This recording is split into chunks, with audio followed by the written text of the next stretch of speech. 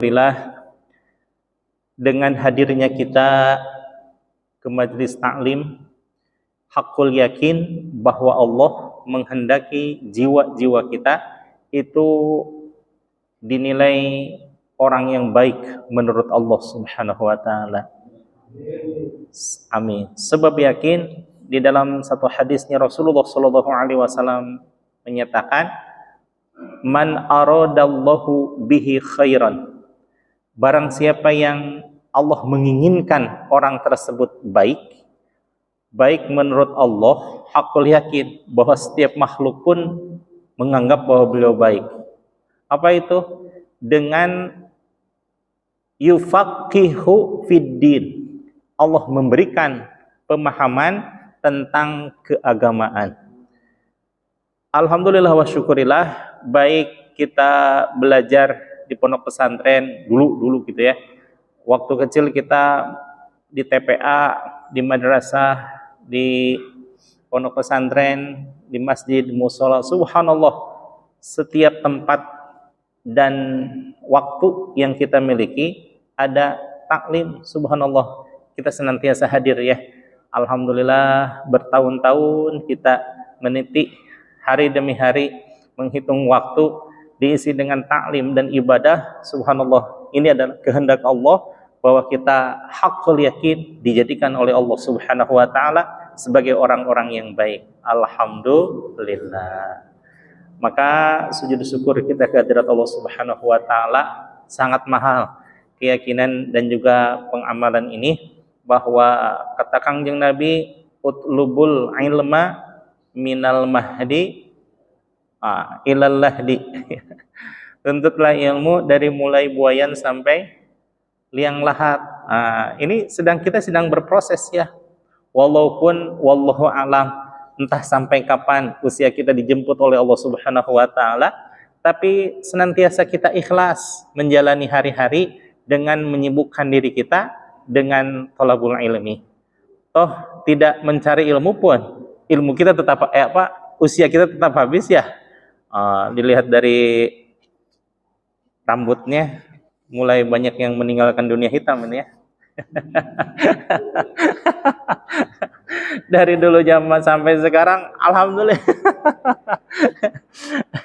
kita tidak pernah merasa bosan, subhanallah ya, karena memang itu adalah perintah Rasulullah Shallallahu Alaihi Wasallam, dan ini adalah sebagai ungkapan kecintaan kita kepada Rasulullah Shallallahu Alaihi Wasallam. Kalau dulu mah Rasul menyayangi kita sepenuh hati, sepanjang jiwa, bahkan dunia akhirat. Ketika Rasulullah Shallallahu Alaihi Wasallam menjelang wafat, di sampingnya ada Siti Aisyah, di sampingnya pula ada Siti Fatimah, dan di luar ruangan ada Sayyidina Ali karramallahu wajhah. Tapi yang disebut-sebut oleh Rasul, keluarganya, apa mantunya, apa sahabatnya? Umatnya. Ummati aina ummati. Subhanallah, betapa Rasulullah sallallahu alaihi wasallam cinta dalam lubuk batinnya luar biasa. Maka keluarlah ucapan dari lisan beliau yang mulia, tuba liman aroni wa amanabi. Sungguh beruntung orang-orang yang beriman kepadaku pada saat itu, wa amanabi, dan beriman kepadaku. Ini yang dimaksudkan siapa? Para sahabat ya. Karena di luaran para sahabat banyak nggak yang tidak mengimani Allah dan Rasulnya? Banyak. Maka watuba, kata Rasulullah Shallallahu Alaihi Wasallam, sungguh sangat beruntung engkau semuanya wahai para sahabat, ditakdirkan oleh Allah Subhanahu wa taala menjadi generasi yang terbaik. Wah, subhanallah ya. Kita merasa miris ya di hadapan Rasulullah Shallallahu alaihi wasallam. Para sahabat itu dianggap sebagai generasi terbaik, atau enggak generasi terbaik gimana? Sehari-hari bermulazamah dengan Rasulullah, subuh, zuhur, asar, maghrib, isya, itu tidak pernah lepas dari jamaahnya Rasul, dan berjamaahnya dengan Rasulullah Shallallahu alaihi wasallam. Dan saat itu pula Rasulullah setiap kesempatan memberikan tausiah. Pagi berarti berapa kali tausiah Rasulullah? 5 kali ya, 5 kali. Dan ini diikuti oleh saudara-saudara kita dari jamaah tabligh. Jamaah tabligh itu mengikuti sunnah Rasul dalam hal tabligh, menyampaikan ya. Nah, ketika Rasulullah Shallallahu Alaihi Wasallam kirain para sahabat gitu ya, alhamdulillah, kirain deh titik di situ, ternyata masih koma gitu ya. Sudah mah para sahabat sudah berbangga, dibanggakan oleh Rasulullah. Ternyata ada yang jauh lebih dibanggakan lagi oleh Rasul. Siapa itu? Watuba, watuba, watuba. Liman lam aroni wa amanabi. Sungguh sangat beruntung, sangat beruntung, sangat beruntung bagi siapa saja yang belum pernah berjumpa dengan aku, belum pernah berkumpul dengan engkau wahai para sahabat, belum pernah mendengar suara-suara kita wahai para sahabat, tetapi di lubuk kolbunya itu memendam rasa rindu dan cinta kepadaku, maka itulah orang-orang yang sungguh sangat beruntung. Ini siapa kira-kira yang dimaksud oleh Rasulullah? Subhanallah ya, warga jamaah GPM. Karena saya sedang berada di GPM gitu ya, nyebutnya GPM aja gitu ya. Kalau saya sedang ada di Bandung, nyebutnya warga Bandung. Subhanallah, kita belum pernah bertemu, bahkan jarak kita terpaut 1440, sekitar 60 tahun, 1445 tahun kalau hitungan hijriah. Tapi subhanallah, di dalam lubuk kita, kalbu kita, jiwa dan raga kita tidak ada, insya Allah tidak ada hakul yakin yang paling dicintai selain Allah dan Rasulullah. Betul? Subhanallah ya. Maka alhamdulillah cinta kita berbalas. Rasul mencintai kita, maka kita pun sama mencintai Rasulullah Shallallahu Alaihi Wasallam. Ketika dunia pecah, langit runtuh, dunia berantakan, terjadi kiamat, kemudian setelah itu dunia ditiupkan lagi sangkakala kedua, maka hening, semuanya datar, sedatar-datarnya. Bahkan kalau seandainya dilemparkan kelereng dari ujung sampai ke ujung itu sampai, karena saking datarnya. Subhanallah gitu ya. Maka di saat itulah Allah membangkitkan Nabi Muhammad Shallallahu Alaihi Wasallam dengan malak Jibril sambil ngucek-ngucek matanya, aina ummati Jibril, aina ummati, di mana umat saya Jibril. Subhanallah. Yang ditanya sahabatnya apa keluarganya? Umatnya. Aina ummati Jibril, aina ummati, di mana umat saya Jibril, yang dulu bersama-sama ngaji di GPM, dulu bersama-sama ngebangun Masjid Baitur Rahman, dulu sama-sama mendengarkan khutbah sambil desak-desakan. Subhanallah, di mana umatku yang seperti itu wahai Jibril? Subhanallah. Rasulullah betapa sangat rindu kepada kita ya. Bahkan ketika manusia melintasi sirat yang dikabarkan titiannya lebih tipis daripada rambut yang dibelah 7. Subhanallah, kebayang ibu bapak ya, itu rambut di satu rambut aja patahnya. Titiannya panjang, kemudian sangat tipis, kemudian kalau terpleset sedikit saja, di bawah itu sudah menganga neraka, berbagai macam neraka ya. Subhanallah. Tapi Rasulullah Shallallahu Alaihi Wasallam yang kalbarkil khatif, menyambar bagaikan kilat, sudah ada di ujungnya karena keberkahan, rahmat dan ridho Allah Subhanahu wa taala serta kecintaan Nabi Muhammad Allah kepada Rasulullah Shallallahu Alaihi Wasallam.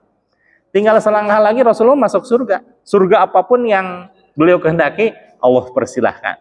Tapi semuanya itu surga-surga yang 7 bahkan 8 itu tidak ada yang menyenangi Rasulullah Shallallahu Alaihi Wasallam kecuali apa kira-kira? Kecuali melihat umatnya selamat dari titian siratal mustaqim. Subhanallah. Apa yang dilakukan Rasul? Apakah ongkang-ongkang kaki di pelataran surga? Tidak ya, bukan itu kecintaan Rasul. Kesenangan Rasul adalah melihat umatnya selamat.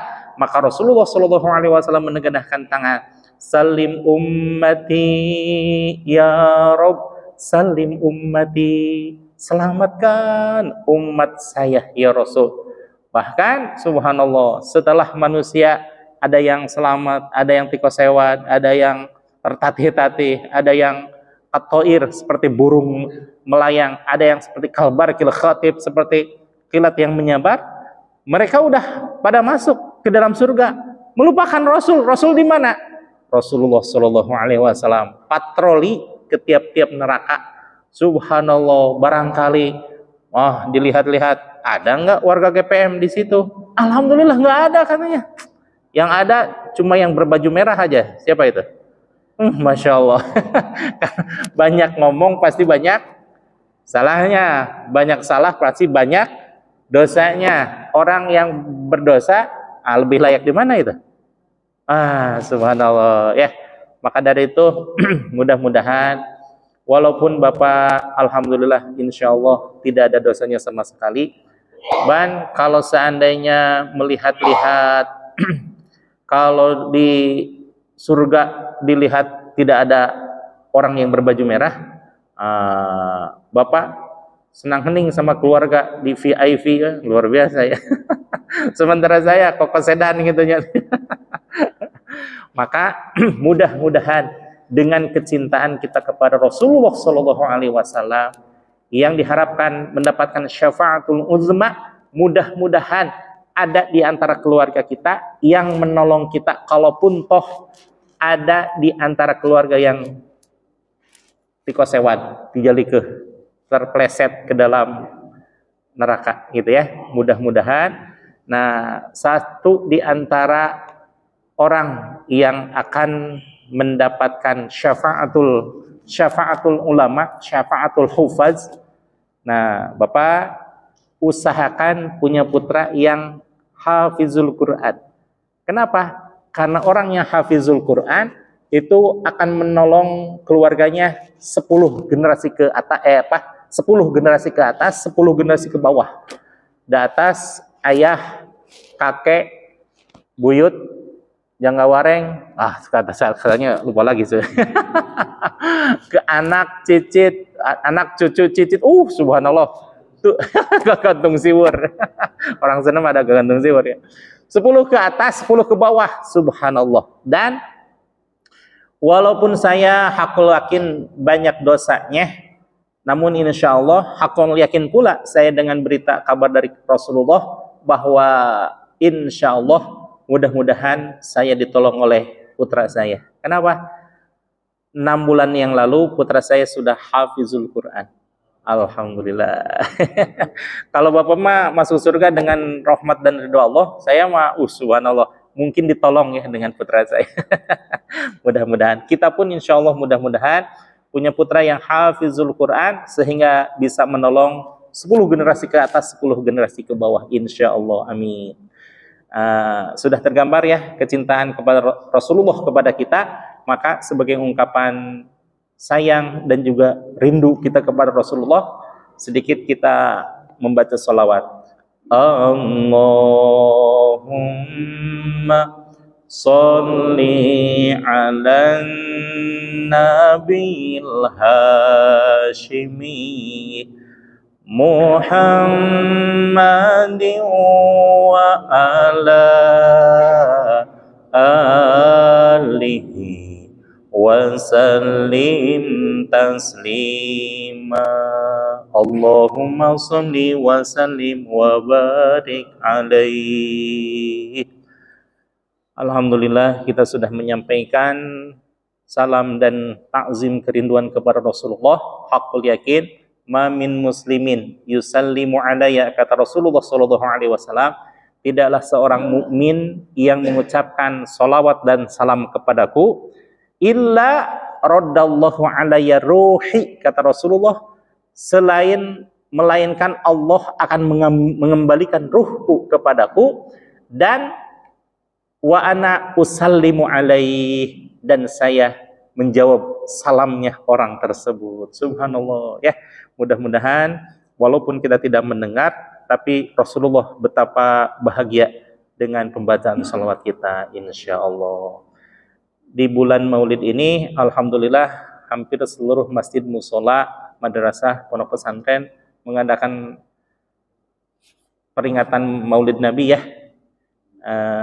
Alhamdulillah wa syukurillah, sekolah saya pun yang saya sudah tinggal di situ mengadakan Maulid Nabi. Maulid Nabi pada tanggal 21 September. 21 September pagi-pagi ya, karena itu acaranya gabungan. Pertama Maulid, kedua manakib, ketiga milad, ulang tahun majelis duha yang 1 tahun. 1 tahun ya. Alhamdulillah sudah 1 tahun.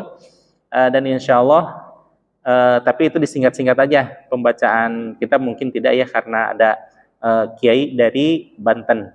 Mungkin kita akan dipersingkat. Yang penting kecintaan kita kepada Rasulullah SAW sudah kita tampakkan. Maka insya Allah dimulai pukul 8 sampai selesai, nggak sampai zuhur ya, kelamaan insya Allah sampai selesai jam 10 atau jam 11.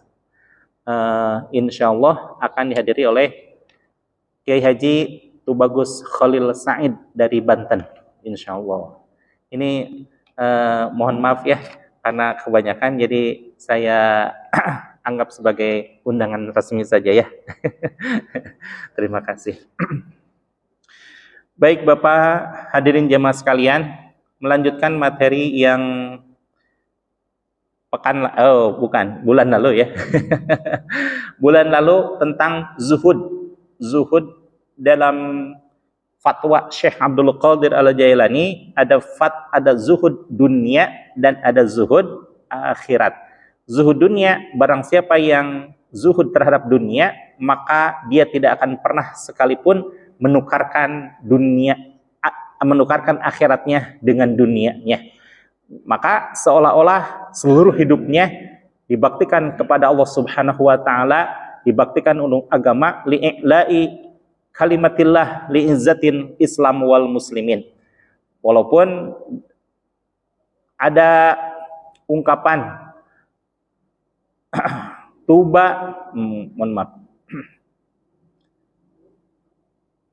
banyak orang yang melakukan amaliyah dunia, tetapi sebenarnya itu adalah amalan akhirat. Dan ada pula orang yang mengamalkan amalan akhirat, tapi sesungguhnya itu adalah amalan dunia. Nah, di dalam hal melaksanakan amaliyah seolah-olah dunia, kayak berbisnis, kayak berdagang, kayak berkarya, berniaga dan lain sebagainya, itu seolah-olah amalan duniawi, tetapi menjadi amalan ukhrawi bihusnin niyah, dengan bagusnya niat. Bagusnya niatnya karena apa? Karena Allah, subhanallah. Maculnya, dagangnya, niaganya, segala macam aktivitas untuk mencari nafkah itu adalah bidang duniawi. Tapi kalau diniatkan karena Allah, maka jadilah itu menjadi amalan ukhrawi. Tapi banyak juga yang melaksanakan amalan ukhrawi, tapi sesungguhnya dia melaksanakan amalan duniawi. Kenapa? Bisu inniyah, dengan jeleknya niat. Baca Quran bagus tidak? Bagus. Zikir bagus. Sedekah wah luar biasa. Apalagi ibadah haji ya, sampai-sampai semua orang sekampung melihat bagaimana gerakannya, bagaimana persiapannya, bagaimana cerita-ceritanya. Luar biasa, sekampung heboh dengan ibadah seseorang melaksanakan ibadah haji. Tapi kalau seandainya ada sesuatu yang bukan karena Allah, maka jadilah amalan itu menjadi amalan duniawi. Masya Allah. Maka insya Allah kita para pecinta ilmu ya, senantiasa hadir di majelis taklim. Insya Allah akan Allah jaga sehingga hati kita betul-betul niat karena Allah. Insya Allah. Amin. Melanjutkan materi yang selanjutnya, ada perkataan dari Syekh, belum sedikit lagi ya. zuhud akhirat, nah ini lebih dahsyat lagi. Kalau mungkin zuhud dunia, insya Allah kita bisa lah ya. Tapi zuhud akhirat, apa itu? Tidak akan meninggalkan Allah untuk segala sesuatu yang selain Allah. Nah, ini hanya bisa dicapai oleh orang-orang yang sudah bertajalli. Apa itu tajalli? Pertama, syarat tajalli itu di dalam huruf hijaiyah ada apa tuh Pak? Alif, ba, ta, sa. Selanjutnya apa? Jim, ha, kho. Nah ini kebalik, bukan jim, ha, kho, tapi kho, ha, jim. Kho itu apa? Mukholiyatun nafsi an sifatil madmumati. Menghilangkan sifat-sifat tercela di dalam diri kita. Sum'ah, ria, takabur, sombong, malas, dan lain sebagainya. Itu adalah sifat-sifat yang tercela. Dikikis habis supaya tidak hinggap di dalam diri kita. Dengan sedikit-sedikit beralih kepada hak. Apa itu hak? Tazayyanatun nafs, ziyad apa? Zayyad, tazayyanun nafsi an sifatil mahmudati. Menghiasi diri dengan sifat-sifat terpuji. Rajin, ikhlas, istiqomah, qanaah, dan lain sebagainya. Itu adalah sifat-sifat yang terpuji. Baru setelah hilang sifat-sifat tercela, kemudian diisi dengan sifat-sifat yang terpuji, maka akan timbul suatu makom yang disebut dengan tajalli. Apa itu tajalli? Mengkhususkan seluruh kolbunya dan seluruh aktivitas amal ibadahnya semata-mata karena Allah. Itu ya. Insya Allah mudah-mudahan hakul yakin suatu saat kita akan berada di dalam makom tersebut yang disebutkan oleh Syekh Abdul Qadir Al-Jailani, khawasil khawas, manusia yang khusus di antara orang-orang yang khusus, insya Allah ya. Wa qala al-musannifu, selanjutnya berkata Syekh Abdul Aswad Syekh Abdul Wahab Asy-Sya'rani yang mengutip dari Syekh Mawahib Asy-Syadzili. Wa kana sayyidi, dan ada yaitu tuanku Abul Mawahib Asy-Syadzili, bahwa kutipan dari Syekh Mawahib Asy-Syadzili rahimahullahu taala, bahwasannya beliau berkata, al-ibadatu, adapun ibadah, ma'a mahabbati dunia, yang disertai dengan cinta dunia, syughulu qalbin, justru itulah yang akan meletihkan, menyibukkan kolbu kita, wa ta'abu jawariha, dan akan meletihkan anggota-anggota tubuh kita. Capek kalau seandainya ibadah disertai dengan hubbud dunia. Ada Bapak hadirin jamaah sekalian ya, di Cianjur seorang ulama yang qanaah sekali ya, tapi qanaahnya ulama tersebut sekali mengucapkan, saya pengen tanah itu, misalkan, subhanallah, terlaksana. Saya pengen rumah itu, terlaksana. Padahal tidak apa-apa. Cuma ada satu keistimewaan. Apa itu? Keistimewaannya adalah dengan senantiasa membaca surah Al-Waqiah. Tapi pembacaan surah Al-Waqiah itu bukan semata-mata karena ingin sesuatu, bukan semata-mata ingin dunia, tidak, karena cinta aja sama surah Al-Waqiah, sehingga Allah memberikan karomah kepada dia. Itu istilah Sunda mah saucap nyata saciduh metu. Apapun yang diucapkan, apapun yang diinginkan terjadi. Tapi subhanallah, lisannya betapa terjaganya beliau dan tidak pernah mengutak-atik urusan orang lain. Hanya ibadah saja. Tapi subhanallah, pondok pesantrennya luar biasa kaya dan banyak orang berdatangan untuk minta ijazah waqiah, surah Al-Waqiah. Kalau bagi dia mah surah Al-Waqiah sudah makanan sehari-hari. Sehari itu dapat berapa balik kali ya? Karena menurut penentuan murid-muridnya itu satu kali pembacaan itu hanya 3 menit katanya. Subhanallah, saking lancar-lancarnya dan fasihnya. Yang paling utama adalah kolbunya, betapa sangat mencintai zat pemilik al-waqiah itu sendiri. Siapa? Allah Subhanahu wa taala. Sementara orang-orang yang berdatangan, mohon maaf ya, mungkin niatnya untuk tabarruk kepada surah Al-Waqiah dan juga kepada Kiai Ahmad tersebut. Cuma ada keinginan sesuatu selain Allah. Apa itu? Duniawi. Karena memang sudah terbukti Kiai Ahmad itu dunianya luas dan kehidupannya sudah, kalau istilah Sunda, tos masagi gitu ya, tos masagi. Sementara orang yang datang lagi, kenapa katanya saya mah tetap aja serat-serat begini aja. Memangnya kenapa? Saya baca surat Al-Waqiah pagi, sore, malam, ya sebagaimana Abah diijazahkan lah. Terus niatnya gimana? Ya saya pengen sawah yang di dekat rumah saya itu biar kebeli katanya. Justru itu yang salah katanya. Ada sesuatu yang diharapkan selain Allah gitu ya. Jadi kiainya tersebut sudah tidak ada keinginan apa-apa, tapi justru karena tidak ada keinginan apa-apa itulah Allah memberikan apa-apa. Ketika kita berada di titik nadir, tidak mengharapkan sesuatu, tidak menginginkan sesuatu. Misal orang yang berzikir, kata Rasulullah SAW, kalau seandainya tidak punya waktu untuk meminta kepada Allah, dalam artian berdoa kepada Allah, saking sibuknya untuk berzikir, sehingga tidak ada waktu untuk meminta. Di titik nadir, sampai kita merasa, kita tidak bisa apa-apa, kita tidak punya apa-apa, tapi kita punya keyakinan, Allah lah yang satu-satunya milik saya. Justru di situ Allah memberikan sesuatu sesuai dengan keinginannya, bahkan lebih dari yang dia diberikan, yang dia inginkan. Subhanallah, gitu ya. Jadi banyak orang yang terpleset pada niat dan tujuan. Maka disitir oleh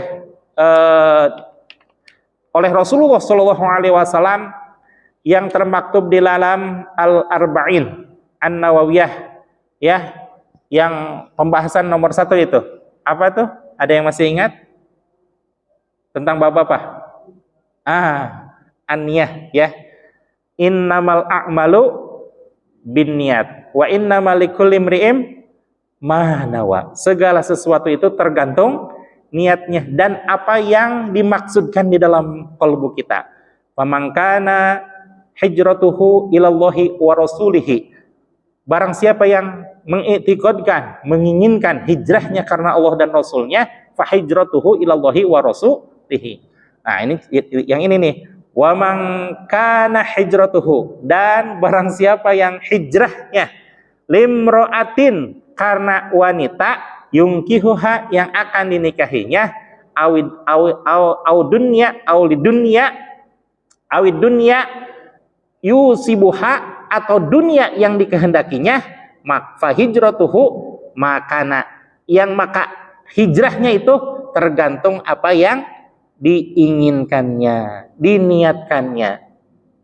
Kalau sesuatu ibadah karena Allah, maka ibadahnya itu pasti karena Allah dan untuk Allah dan karena billah, ya, karena Allah. Tetapi kalau di balik ibadah tersebut ada sesuatu yang dia inginkan selain kepada Allah, maka justru khawatirnya sesuatu itu yang lebih dominan. Seperti halnya dulu saya menghadiri suatu pengajian yang mana pengajiannya tersebut dikepalai atau diasuh oleh Al-Mukarram Kiai Haji Yusuf Mansur yang mendatangkan ulama dari Syria. Kemudian pembahasannya tentang masalah rizki gitu ya, dan masalah ikhlas. Kemudian dalam pembahasan itu ada penerjemahnya. Bagaimana Syekh katanya, kalau seandainya ibadah karena sesuatu, bolehkah itu ibadah karena sesuatu? Maka Syekh tersebut memberikan fatwa boleh, dan itu termasuk tingkatan ikhlas yang nomor sekian. Yang pertama, ikhlas segala sesuatu karena Allah. Seperti halnya Kiai Ahmad dari Cianjur membaca Waqiah, baca aja Waqiah. Adapun Allah menghendaki sesuatu, itu mah bonus gitu ya. Yang penting membacanya atau beribadahnya dengan perantaraan qiraah surah Al-Waqiah itu merupakan lantunan-lantunan yang dikhususkan kepada Allah Subhanahu wa taala. Tapi Allah sudah berjanji tidak akan menyia-nyiakan ibadah seseorang, maka ibadahnya itu dibalas oleh Allah dengan apa yang dia inginkan. Gitu ya. Yang kedua itu kalau seandainya ibadah karena Allah tapi ada keinginan ukhrawi. Apa itu keinginan ukhrawi? Ingin terhindar dari api neraka dan juga ingin masuk ke dalam surga. Maka itu pun tingkatan ikhlas nomor 2 karena masih ukhrawi. Kemudian bagaimana katanya Syekh?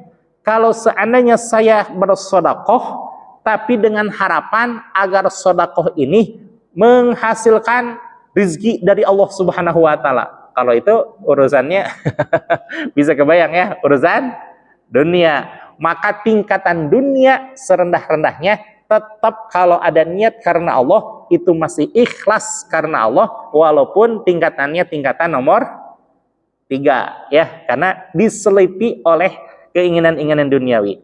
Maka di sini ada ibarat dari para ulama bahwa al-ibadatu li ajlin nas fahuwa syirkun.